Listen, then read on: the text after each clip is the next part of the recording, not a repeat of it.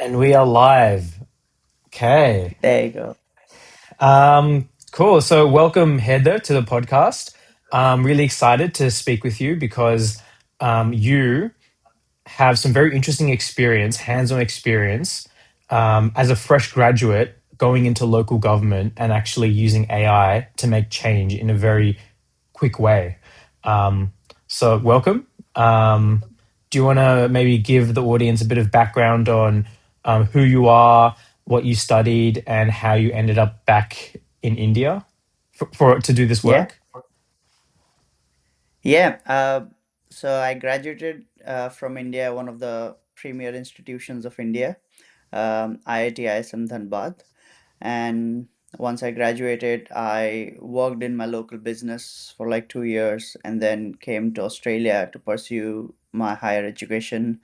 I did my master's in artificial intelligence and machine learning. It gave me a lot of idea and exposure to how AI works and in what direction it is going right now. And with that realization, I felt it's really important for everyone to use AI because that's the new way where the whole uh, society is heading into. Um, since I was here on a scholarship from government of Rajasthan, I it's not just about scholarship, but that was a main driving motivator for me that I want to give back of what I have learned over there, and I want to help the people of Banswara specifically, um, educating them and training them on how to use AI in their day-to-day life, and targeted a lot of different dimensions and individuals on how I can spread the change. Because once the leaders use AI, I believe it will like go more into the society, into the common man. Yeah. So those were my major motivators. Great. And yeah, from my experience having visited Banswara, it's an interesting place because it's a border town between Rajasthan and Madhya Pradesh. So people are speaking multiple different languages, multiple cultures, religions. So there's a lot of diversity despite being a small town. Yes, it is. It shares borders with Madhya Pradesh on one side and then Gujarat on the other side. We have cultures intermingling from both of those states. The language, the local dialect of Hindi that is spoken in Baswara is also inspired, a few, like inspired with Madhya Pradesh's languages and Gujarati. So it is kind of, yeah, a border town, a small town. It's beautiful, but at the same time, because of the lack of connectivity, it doesn't have any railway, it doesn't have any airports. It affects the development of these kind of towns. People work, but they're not really aware of what's going on um, in the world actually. So like every like major development or technological advancement reaches Baswara at a very later stage. So yeah, I think with AI, I wanted to change that.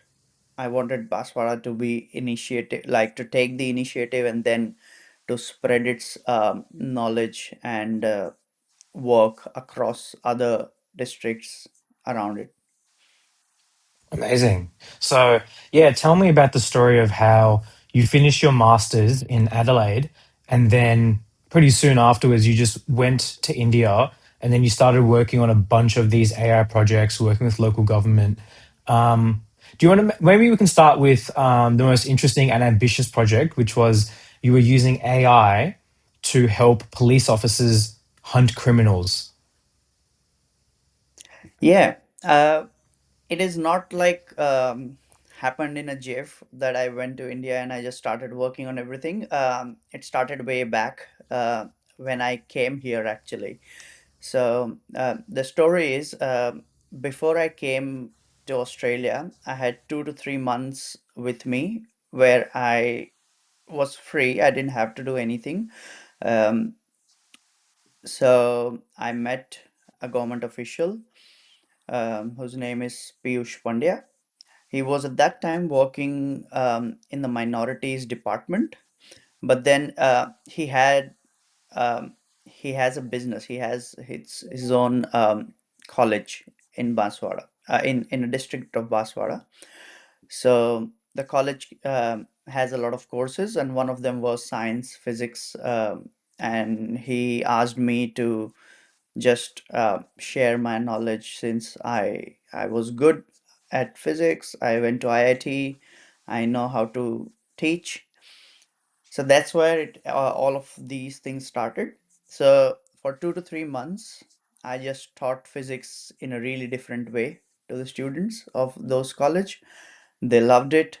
They wanted someone to come in and teach in a more practical way, which is not a rote learning, which is not something where the teacher comes into the classroom and dictates stuff. They wanted someone to explain them what is happening. And it was a really good experience of me knowing where people stand in Banswara, what they are learning and how they are graduating, and that has affected me a lot. But I tried my best for however days I was to make them understand the best in the best way possible, and that sparked that kind of relationship as well, of me with Piyushji. So when I came here after a few years, like 1.5 years, AI was on booming. Like everyone was talking about it. Like, what's Chat GPT? What is this new guy called Claude? What can they do? And being a government official and a curious mind, Piyushji started using AI and he started writing poetry. So what happened? He gave a few poetry lines and asked ChatGPT to complete the poetry and write similar lines. And ChatGPT wrote it brilliantly, and he was impressed. And that's how it all started. So he was asking me how to do this, how to do that. I was giving him resources, and the conversation started. So when I had the plan to go back to Baswara, he was the one who scheduled all of the meetings with all of the government officials in all the different departments. We planned what we're going to do and what we're going to talk about. So that's how everything was planned before I went back to Baswara. Awesome. Okay, so that's a good lesson for. Excuse me. So that's a good lesson for people that have certain skills that want to implement change in government. It's having a connection with a senior person. This person was a senior intendant, superintendent, Yes. and this person had some natural curiosity in AI and actually used the tools himself. Yeah. Right. So having that one connection then can open up the doors to lots of others. Okay, that's good to know. And yeah, so tell me about maybe the first initial projects you started working on and how you got the ball rolling. Yeah. So Piyush first introduced me to SP, the Superintendent of Police in Banswara. It was my first meeting. It was like a day or two spent when I was there, and on the second day or third day, I went in and met the SP of Banswara. Um, we did talk about AI in a lot of sense, and he had a lot of ideas. Being a government official, and he was really active towards policing. He had a really great vision of where he wants to take Baswara policing. But then we started talking, and this project came up, or this idea came up of him saying, I want something like this to happen so that I can catch criminals in a day or two. Because right now it takes me 2 weeks because I don't have any movement or any footage. Whatever footage I have, I need to make 4 to 5 police officers sit for weeks to just track one person. And I said, it is easier said than done. I think it is being implemented in a lot of other places, and it's not that complicated to set up and implement. It's just we need some people to do that, and a few of the resources, because it is cost heavy. Analyzing videos in real time takes up a lot of resources and compute power. So what happened was on the same day, I went to all of their data centers, which was in Baswara. I analyzed how cameras are working, how the feed is going through the data centers, where's the data stored. And once I had all the information, the idea or the vision was to make uh, it AI enabled so that any incident happens on the camera, it is automatically detected.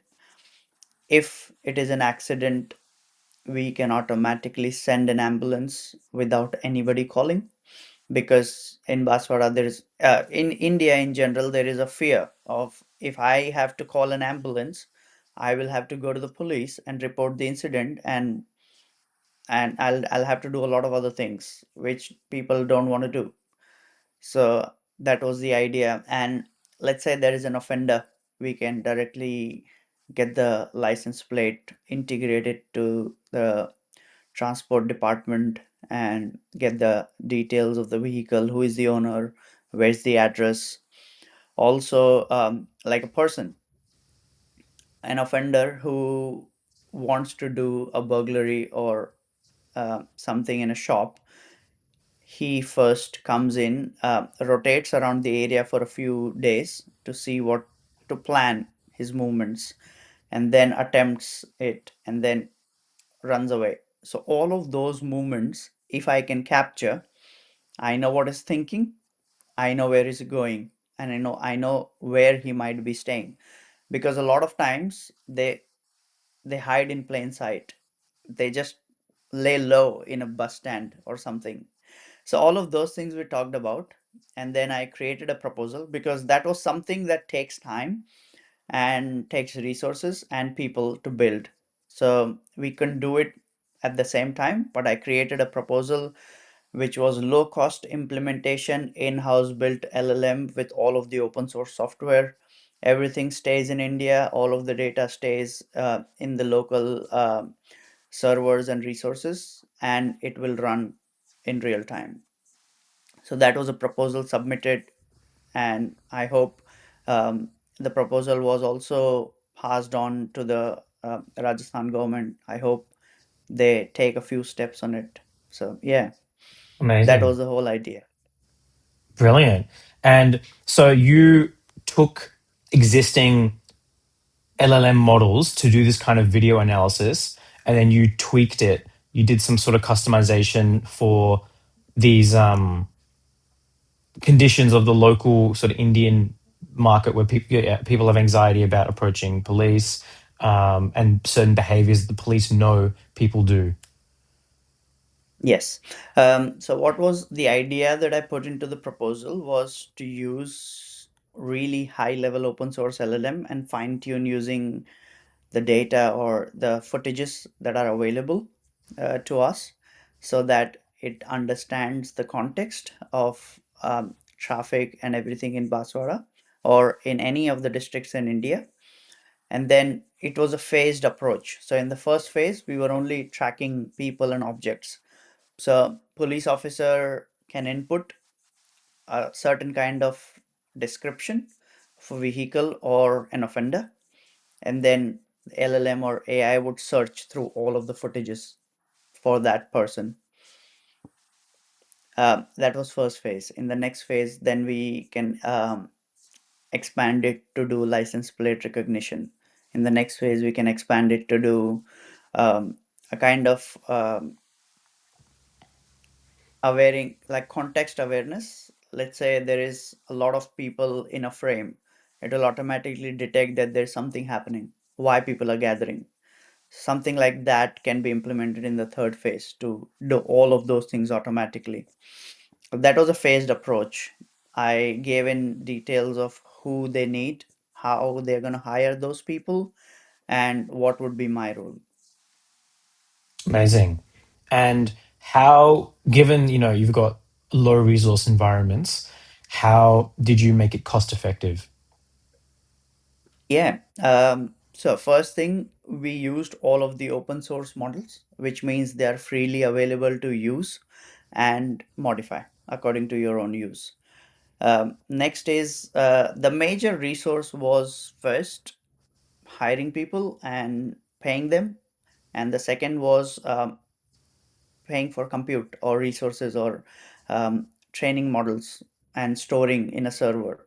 So all of those things first, hiring people, I've recommended to hire locally. Baswara has a lot of talent, and a lot of talented people are willing to contribute to this project, which made it low cost.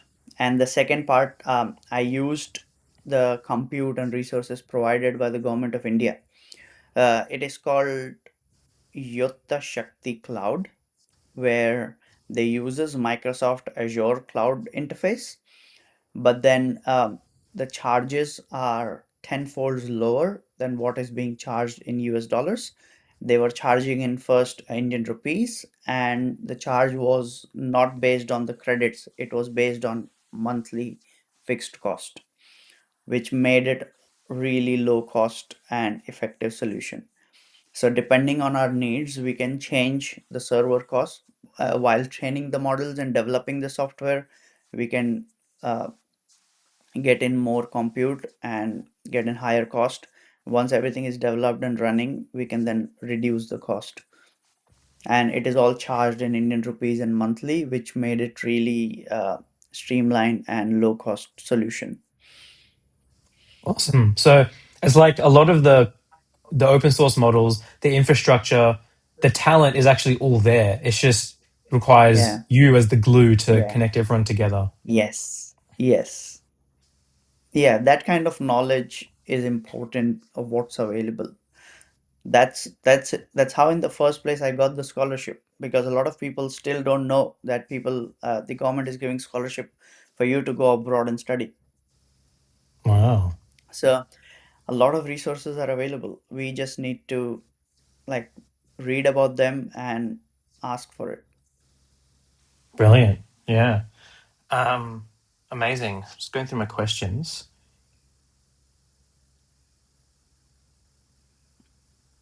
Yeah. What were some like unexpected challenges that came up during this work? Yeah, a few, a few of them. So what I did was, this is one of the major, the AI in policing is, it's kind of a proposal. It's kind of a far-fetched thing. What I did was also educate people on daily use of AI in their workflows or in their job. Two of the major people I targeted were first teachers and administration. As you might know, that any admin stuff to happen in India takes a lot of time and effort because they have older systems and older processes. They don't want to improve. They don't want to learn. So a major bottleneck was to make people realize and wanting to learn on how to improve things. The next major challenge was to access the data, the government data. Nobody gives you the access to it. To be able to do something substantial, I need to show them how I can do their job using AI, and to enable them to use AI to do their job in a faster way, which needed access to government data, which was difficult. And the last thing was to make them understand in their own language. I have not spoken Hindi for a long, long time. I know how to speak the language, but they only can understand in terms of how they used to understand. So those are the challenges. So to make them understand a few concepts in their own language, to access the data and show them what can be done, and then to make them, to inspire them to use AI and to inspire them for a change in their workflow, which is being set for years. Okay. So yeah. Awesome. Yeah. And just for some context for the viewers, India has about 1,000 languages and dialects, and only 50% of the population speaks Hindi, and that's mostly in the north. And I guess India has a deep respect for STEM. But in the government, it still has a lot of this legacy of the Soviet era bureaucratic big government Yes. processes. Yes. And that's slowing down a lot of things for common man and public. It's like really small things that should be done like instantly takes a lot of time and effort to do, which is sad. Yeah, yeah. So I guess with AI and people who are able to like sort of bridge the gap between the processes, people, and government systems, um, you're able to like accelerate India from like the 19th century processes to 21st century in one go. Yes, definitely. Because I have seen the enthusiasm of people who already have tried using AI, and I've seen people are really creative in India, and that's what like is needed. I mean, you just need that curiosity and to ask questions to AI, and you never know. Nobody knows what AI can do and how many things it can do. You just have to ask. So I believe India can go really, really far with just people using AI in their day-to-day lives. I think in the tech startup scene in India, I believe there's this term they use called Jugaad. Yes. Yeah, it's just Indian way of doing optimization. Yeah. I would the easiest way I can put it is it's Indian way of optimizing things. So being like scrappy, being gritty, and just getting shit done with very limited resources. Yes. Great. Um, yeah, and can you maybe go into a bit more detail about the tech stack you used? So you mentioned that government program to reduce the cloud computing costs, and then you mentioned you use local data servers to make sure the security and all the data was kept locally. Yeah, can you go into more detail about like the open source models you used? Yeah. In terms of tech stack, I used Claude, Notebook LM, and in the proposal, I have proposed all of the open source models for object detection, license plate, vehicle re-identification. They are all like a pipeline of open source models that enables the tracking using cameras. So I'll expand on that. So first thing, what happened is I went into the administration. So district magistrate is a person who is responsible for the whole district. It's kind of, if you can put it, it's a mayor of a city. It's kind of something like that, who has all of the administrative powers around the district, which is a big area. Big dog. Um, yeah, he is a big dog. Yeah. So um, one of the new initiative of DM was to hear complaints directly from public. So he used to dedicate 1 hour of his day to hear problems of each and every person, whatever department it is, whatever their complaint is, whatever their grievance is. There will be dedicated officials who note it down and who are going to escalate to that department, take follow up, and resolve the complaint ultimately, right? And this process was done by creating and managing in Excel, but then each and everything was being printed out as it is as an Excel file to see, let's say, I want to know how many complaints are from revenue department. So what they're going to do is they will print out the whole Excel sheet and they're going to manually count how many revenue department complaint it was. And I thought, not needed at all. So what I did is first thing I talked to the DM and talk to the person who was handling, because essentially DM would not do it himself. He has his own staff to do it for him. So what we did is we created a project in Claude, gave all of the details. First thing, notices, email templates, circular templates, the Excel file, of data, everything was given to Claude, and we asked Claude to create a project and organize everything, see the Excel file, organize the Excel file in terms of uh, what is the date of resolution, who is it with, who we're going to escalate to, what is the department, what is the description of the complaint. And according to that, the whole process was automated. So only we need to ask Claude that, yeah, it is this person's complaint with revenue department, give a follow-up email. They'll get a template of the follow-up email. With one click, it the Claude was linked to Gmail of the department, and using one click, the email was sent.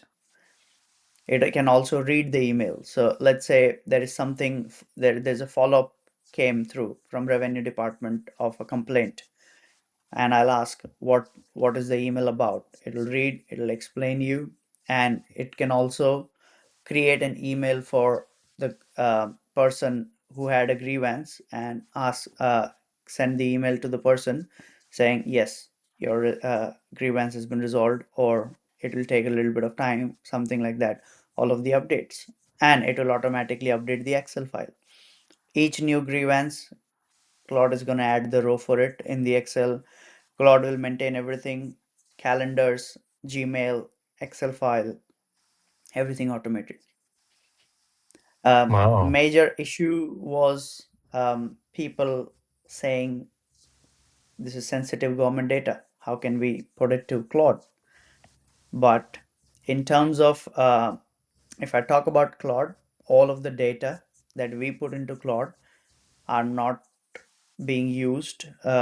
First thing, they're encrypted, definitely, with the best security standards. And then any data that I put into Claude is not being used for training the models.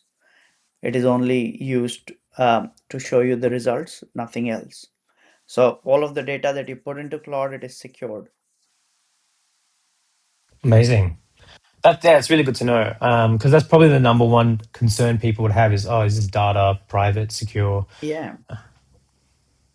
Cool. Um, with low stack, so because it was Claude, it is person to person, and people are willing to pay a little bit of money to get the access to pro subscription, um, which was good.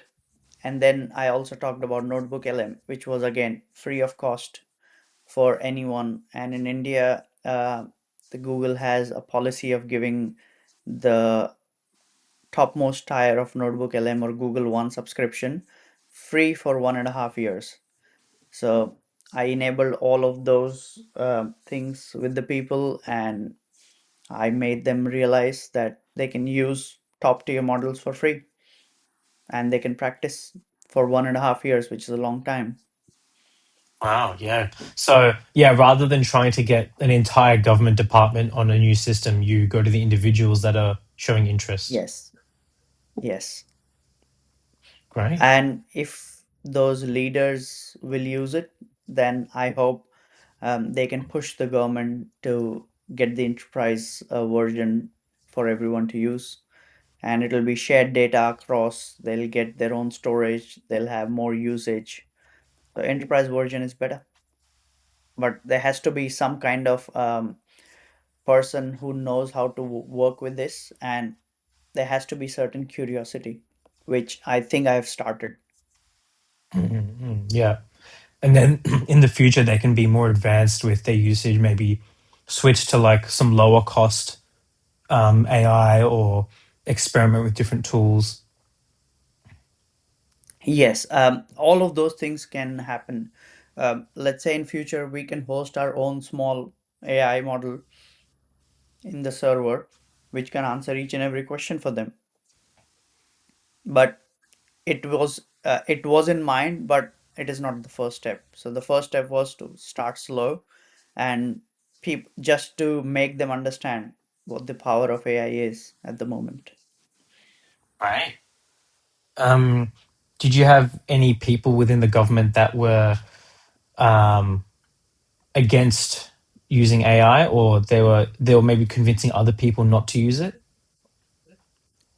Yeah, there is always certain resistance, right? Yeah, a lot of people, first thing, they had a lot of information regarding AI, because in India, media and WhatsApp has a lot of influence on people, where people see some kind of things on WhatsApp saying, yeah, AI is stealing this, AI is doing that, and people just have that kind of like, they stay away from all of those things. One of them was DM, like the main guy who I was talking to. He had a lot of privacy security concerns that I had to deal with first when I started. And then the major task was to deal with the staff, because DM is only there to make decisions, but the day to day operations and work is being conducted by the staff. Luckily, I had a lot of staff who were young, in their 20s, which means they were okay to do new things. But then the major resistance was offered by older or senior staff, who first, they used to think AI only talks in English, which is not true at all. Next, they had the concerns like AI will take all of their data and they're going to get fraud or scammed. Like, their data is going to get leaked to the public and their bank accounts will be zero. Um, yeah, which is not the case, which usually happens, but not because of AI. So that resistance. Third thing, people were really hoping that I will just give any kind of prompt to AI and it will give me the best thing in the first go. That I had to break really hard. You're not going to get the best response or best answer in your first prompt. It is an iterative process. You have to make AI understand what you need, and you have to make changes one by one. So those kind of resistance I had to deal with. People, the language barriers, security concerns, not wanting to use AI because they had their own workflows and processes, all of those, and not knowing what can be done, honestly.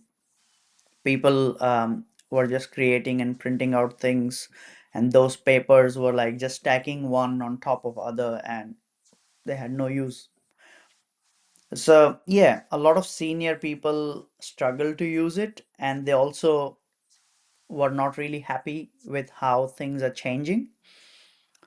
But then I talked to them, I like address those concerns as well. And the DM was interested for all the staff to use AI. And so with everyone else, all of the teachers were interested to use AI for their work. Police were interested to use AI to solve their problem. So if a lot of people are interested, you have to get in the boat. Otherwise, you'll be behind. So all of those challenges I did overcome. But then, yeah, we enabled people to start using it at least. That's really amazing. Yeah. And so, University of WhatsApp was a challenge you had to overcome.